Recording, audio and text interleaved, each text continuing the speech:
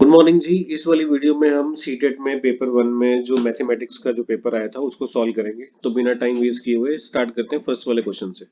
देखो, फर्स्ट वाले क्वेश्चन में पूछा हुआ था कि अगर आपको स्पेशल रीजनिंग डेवलप करनी हो स्टूडेंट में तो उसके लिए क्या यूज करना चाहिए। देखो, स्पेशल रीजनिंग का मतलब ये होता है कि अगर बच्चा कोई भी किसी शेप को देखेगा ना तो वो समझ जाएगा कि इसको रोटेशन करने पे इसका क्या शेप बनेगा। तो उसके लिए हम यूज करते हैं टेसिलेटिंग फिगर्स। ये मैंने यहाँ पे टेसिलेटिंग फिगर बना रखी है। ये होता है ना क्यूब, क्यूब के ऊपर क्यूब लगा दिया, फिर क्यूब लगा दिया, फिर उसको हमने रोटेट करके देखा इमेजिनरी करके, तो वो स्पेशल रीजनिंग में आता है। तो स्पेशल रीजनिंग डेवलप करने के लिए हम यूज करते हैं टेसिलेटिंग फिगर्स। चलो सेकंड वाला देखते हैं। सेकंड वाले में पूछा हुआ था कि बच्चों को अगर फ्रैक्शन सिखाना हो तो कौन सा टेक्निक जो है वो यूज होता है। तो जी, अगर हमें फ्रैक्शन सिखाना हो तो उसके लिए हम यूज करते हैं क्विजनरी रोड्स। ये क्विजनरी रोड्स कैसी होती हैं, ऐसे होते हैं ना, बिल्डिंग, एक बिल्डिंग उसके ऊपर फिर एक और बिल्डिंग, फिर उसके ऊपर एक और बिल्डिंग लगा देते हैं, ऐसा बनाते हैं। ये बॉक्स से होते हैं, बॉक्स के ऊपर बॉक्स लगाते रहते हैं। जैसे फॉर एग्जाम्पल ये वाला देखो, इसमें मैंने यहाँ पे दो बॉक्सेस लगा रखे हैं नीचे, और ऊपर लिखा हुआ है एक बॉक्स। तो ये बन गया हमारे पास फ्रैक्शन 1/2। तो अगर फ्रैक्शन का भी सिखाना हो तो हम यूज करते हैं क्विजनरी रोड्स। नेक्स्ट वाला देखो, क्वेश्चन नंबर 3। थ्री वाले में पूछा हुआ है विच ऑफ द फॉलोइंग जो स्टेटमेंट है करेक्ट नहीं है, not correct at the nature of the mathematics. देखो जी, प्राइमरी लेवल का पेपर था तो ऑब्वियस सी बात है प्राइमरी लेवल पे जो है आर्गुमेंटेशन जो है ना वो मैथमेटिक्स में इंपॉर्टेंट नहीं है। So argumentation skill is important in construction of mathematic knowledge. इसमें सेकंड वाला ऑप्शन जो है ना ये राइट आएगा। नेक्स्ट वाला देखो, identify the correct statement. First वाले में लिखा था shape of the figure determine its perimeter. देखो जी, बिल्कुल सही है। अगर हम किसी भी फिगर का उसका शेप देखते हैं तो उससे हम पता लगा सकते हैं कि उसका पेरीमीटर क्या है।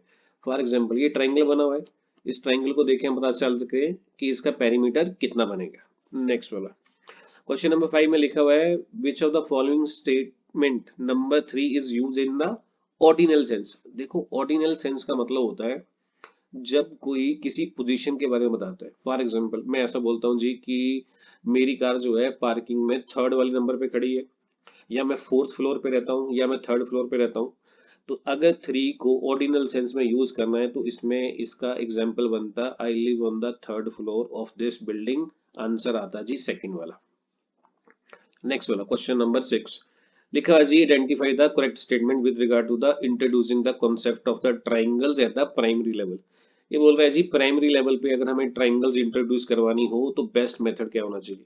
तो जी, children should be expose to triangles of all types and also other figure. इसका आंसर आता option 1। Question number 7 identify the correct statement with respect to the mathematics curriculum.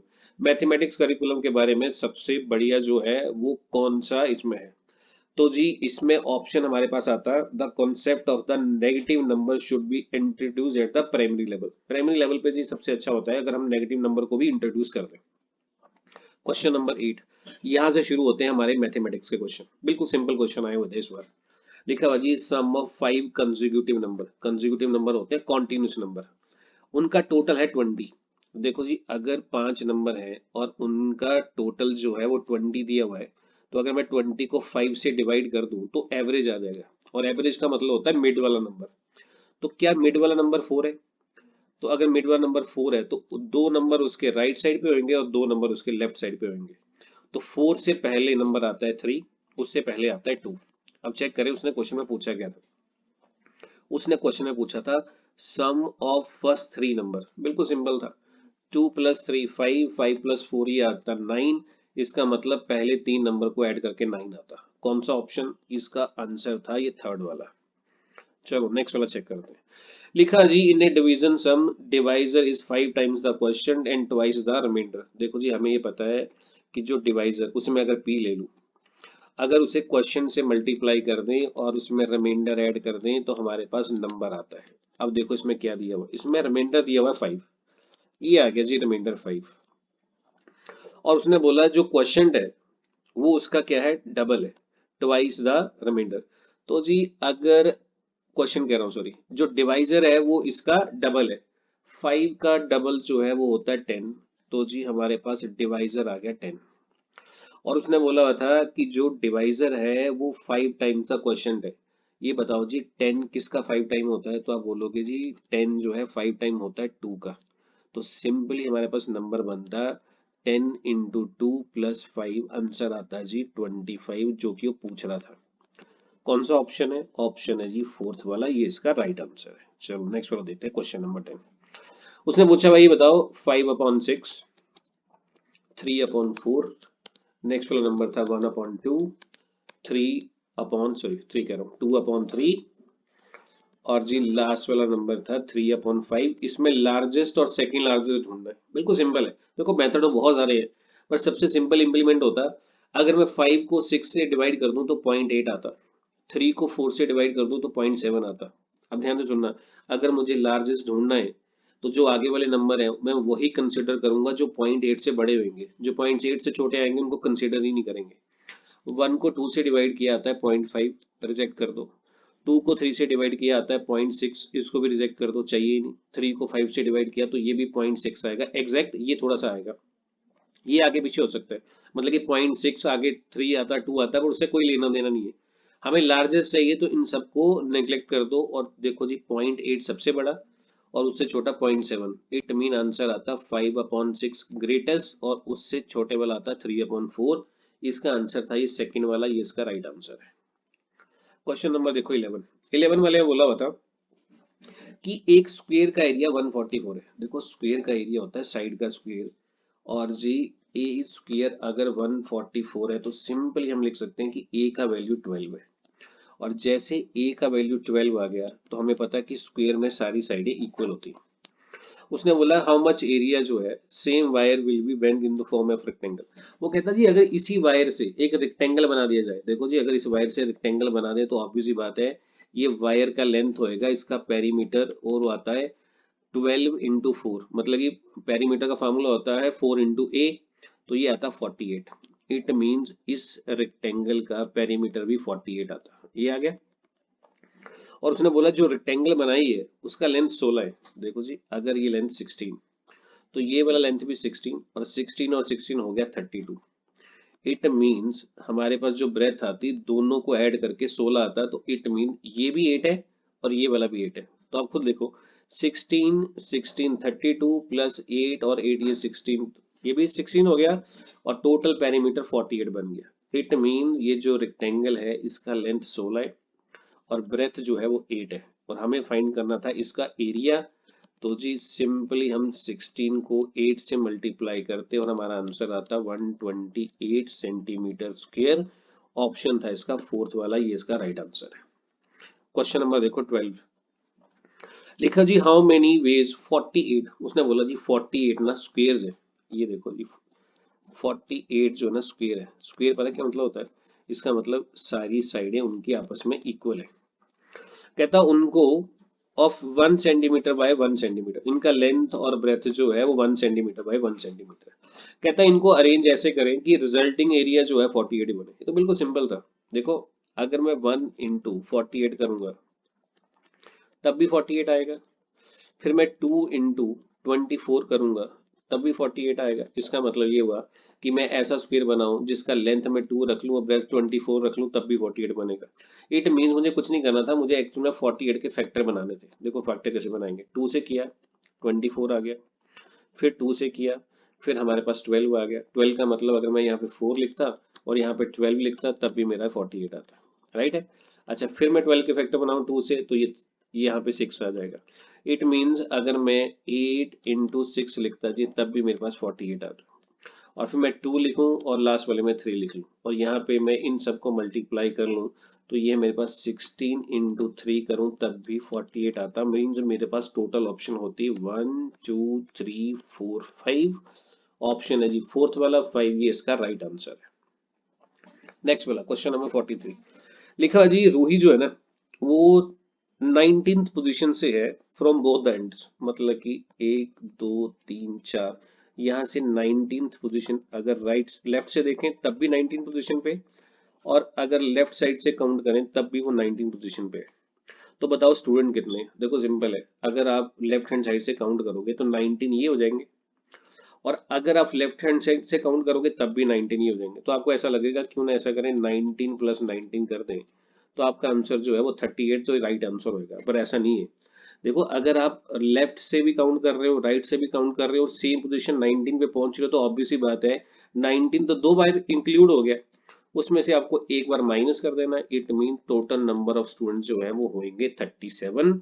Option है जी थर्ड वाला, ये इसका राइट आंसर है। नेक्स्ट वाला देखो, क्वेश्चन नंबर 14 लिखा हुआ है कि अश्मिता जो है वो 15 मिनट लेट पहुंचती है, सॉरी लेट कह रहा हूँ, वो 8:30 से 15 मिनट पहले पहुंचती है। तो जी अगर मैं 8:30 में से 15 मिनट्स माइनस कर लूं, इसका मतलब अश्मिता जो है वो स्कूल में पहुंचती है 8:15 पे। नेक्स्ट वाला, उसने बोला जी वो क्या हुआ, 30 मिनट पहले पहुंच गई, राइट है।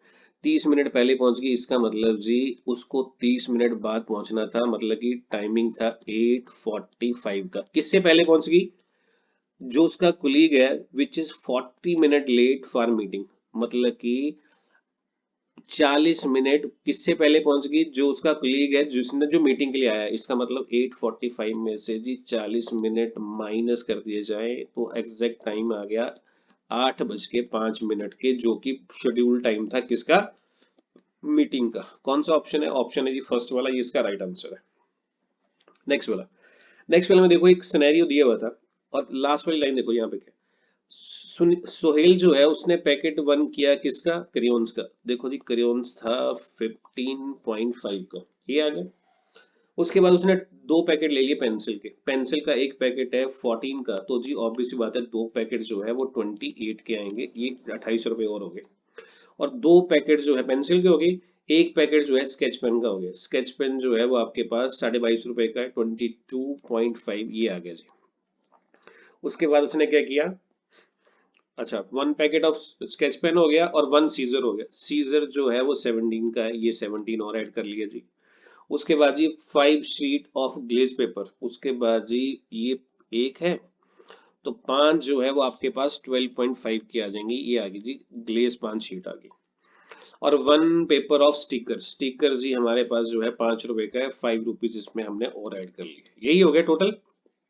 अब उसने पूछा कि टोटल बताओ कितने पैसे, अगर जी हम इन सबको ऐड कर लें तो टोटल मनी हमारा बनता था 102.5, ये इसका राइट आंसर था। कौन सा ऑप्शन है, सॉरी 102 कह रहा हूँ, 100.5, ये आ गया 5 + 5 + 5 15, ऊपर 1 आ गया, ये 6 आ गया, 6 + 8 14, ये 2 16, 16 में 23, ये 25 और ये आ गया 30, मतलब कि 0, ऊपर आ गया 3, 3 + 1 4, ये आ गया जी 6, 2 9 और 1 के आ गया 10, ये हमारा एग्जैक्ट आंसर आ गया जी 100.5, ऑप्शन था जी इसका फोर्थ वाला, ये राइट आंसर है।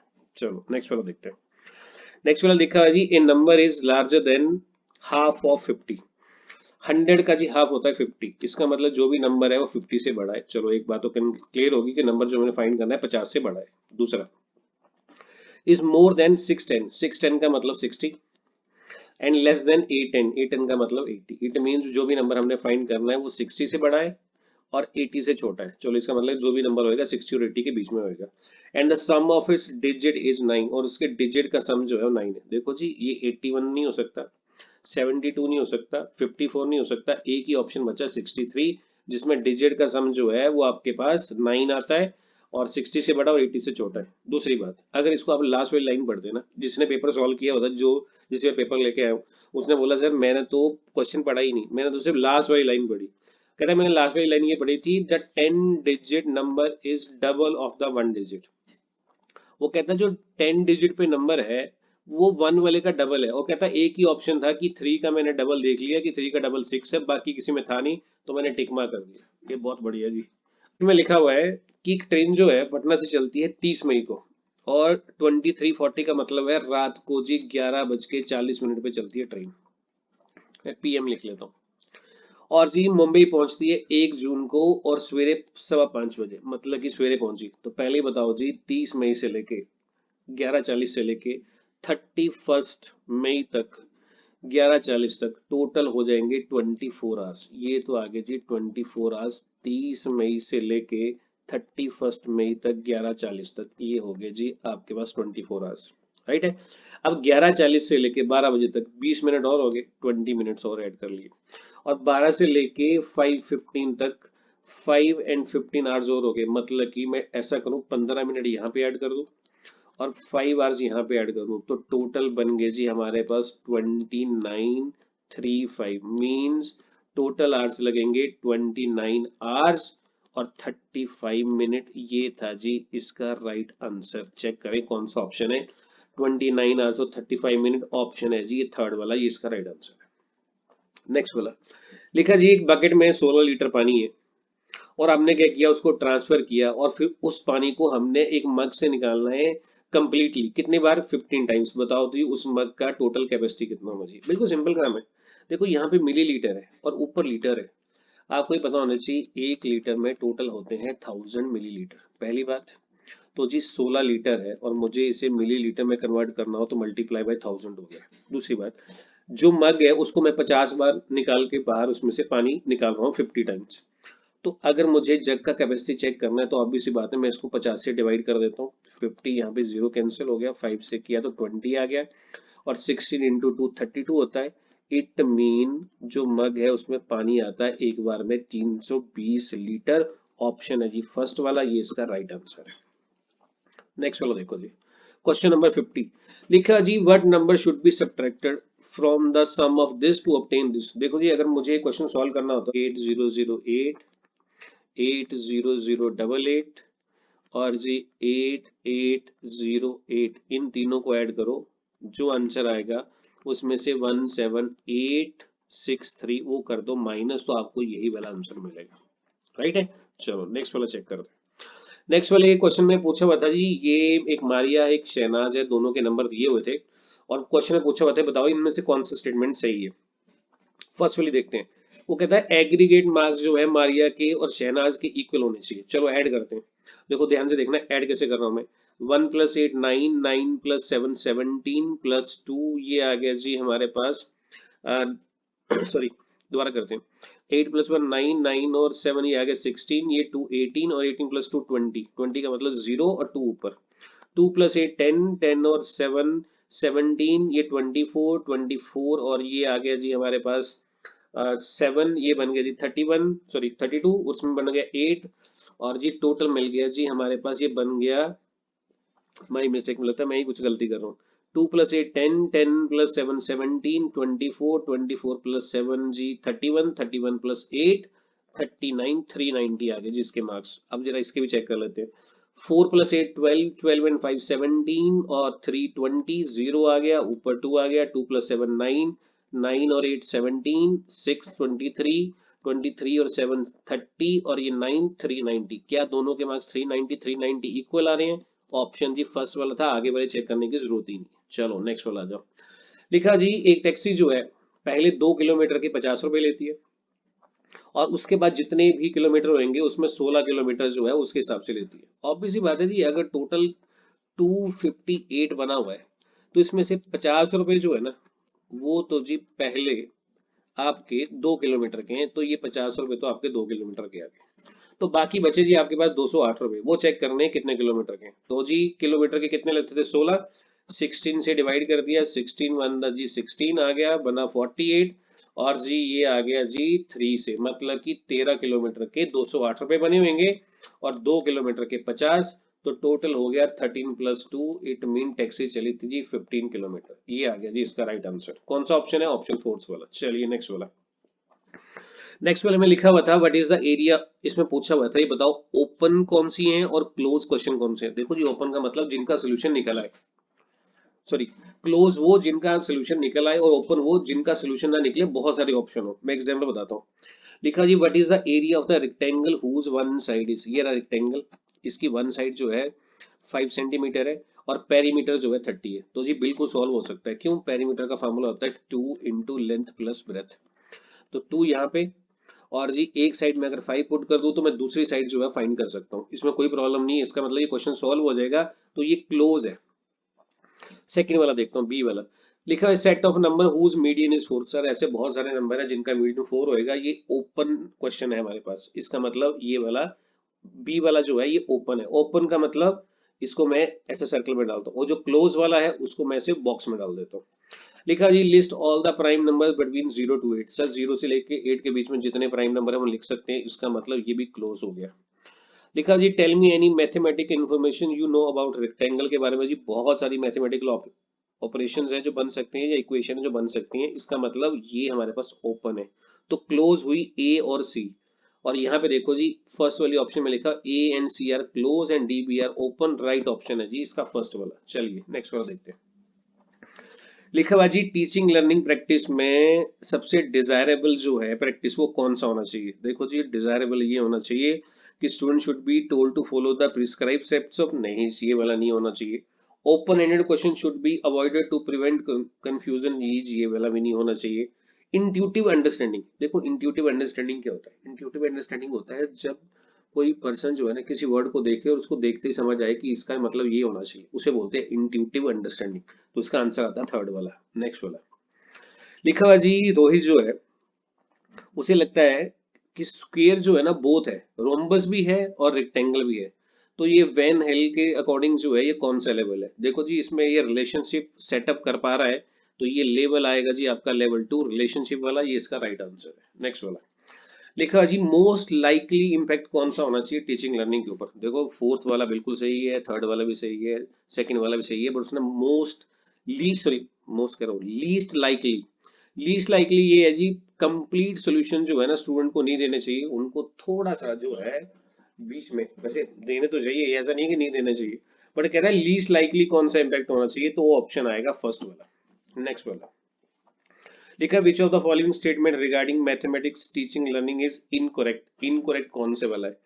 लिखा हुआ जी इसमें mathematical learning is a social process involving dialogue, ये वाला जी हमारे पास कल्चर एंड कंटेक्स्ट वाला है।